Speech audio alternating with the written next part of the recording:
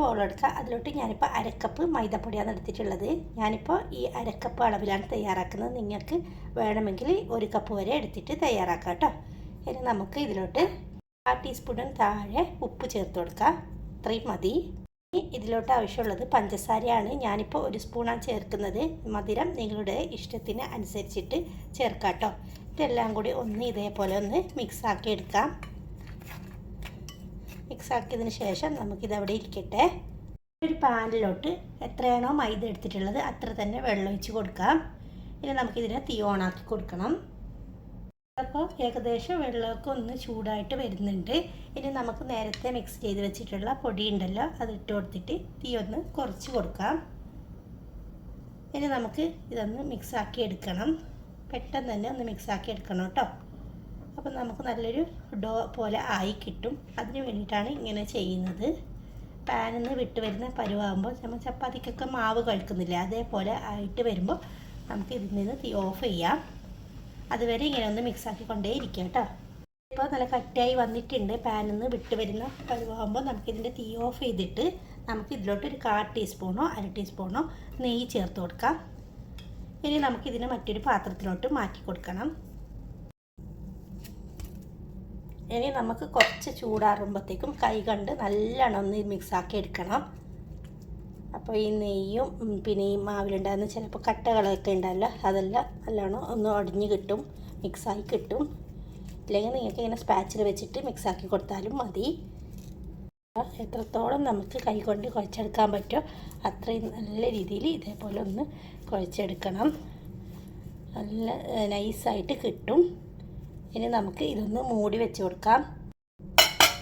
ആദ്യമായിട്ട് കാണുന്ന കൂട്ടുകാരുണ്ടെങ്കിൽ റെസിപ്പി ഇഷ്ടമായാലും ഒന്ന് സബ്സ്ക്രൈബ് ചെയ്ത് സപ്പോർട്ട് ചെയ്യണം. ഇത് നമുക്ക് ആവശ്യമുള്ളത് ഇതുപോലത്തെ ചെറിയ പഴമാണല്ലോ, കദളിപ്പഴം എന്നൊക്കെ പറയുന്നില്ല, ആ പഴമാണ്. ഞാനിപ്പോൾ ഇവിടെ 2 എണ്ണമാണ് എടുത്തിട്ടുള്ളത്. ഇതിൻ്റെ തൊലിയൊക്കെ കളഞ്ഞിട്ട് ഇതൊന്ന് കട്ട് ചെയ്തെടുക്കാം. ഇപ്പം ഞാൻ നേരിയതായിട്ടാണ് ഇതേപോലെ കട്ട് ചെയ്തിട്ട് എടുക്കുന്നുള്ളത്. ഇതേപോലെ എല്ലാം രണ്ടും കട്ട് ചെയ്തിട്ട് വരാം. ഫുള്ളായിട്ട് കട്ട് ചെയ്തിട്ടുണ്ട്. ഇനി നമുക്ക് നേരത്തെ കുഴച്ച് വെച്ചിട്ടുള്ള ഡോ എടുക്കാം. അങ്ങനെ ഇപ്പോൾ ഇതാ ഞാൻ 4 എണ്ണ ആക്കി എടുത്തിട്ടുണ്ട്. ഇനി നമുക്കിതിനെ ഞാൻ ഇതേപോലത്തെ ഒരു പ്ലാസ്റ്റിക് കവർ വിരിച്ചിട്ടുണ്ട്. ഇനി നമുക്ക് ഇത് ഒരെണ്ണം ഇതിൽ വെച്ച് കൊടുത്തിട്ട് മറ്റൊരു പ്ലാസ്റ്റിക് കവർ കൊണ്ട് ഇങ്ങനെ ഒന്ന് കവർ ചെയ്തെടുത്തിട്ട് ഒന്ന് പ്രസ്സോ ഇല്ലെങ്കിൽ പരത്തിയെടുക്കുകയോ ചെയ്യാം. ഇല്ല ഇതേപോലത്തെ ഒരു പാത്രം ഉണ്ടെങ്കിൽ ഒന്ന് പ്രസ് ചെയ്തെടുത്താൽ മതി.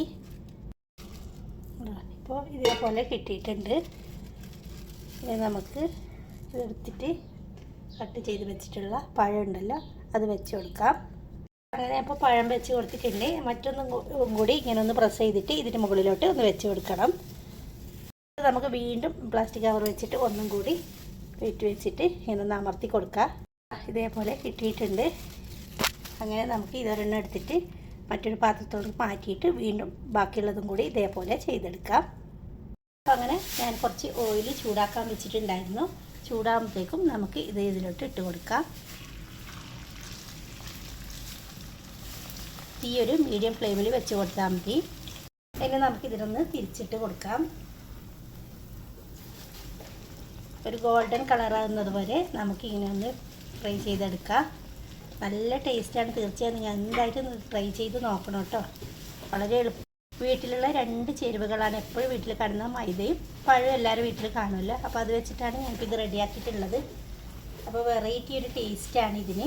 അങ്ങനെ തിരിച്ചും മറിച്ച് വിട്ടിട്ട് നമുക്കിതൊന്ന് ഫ്രൈ ചെയ്തെടുക്കാം.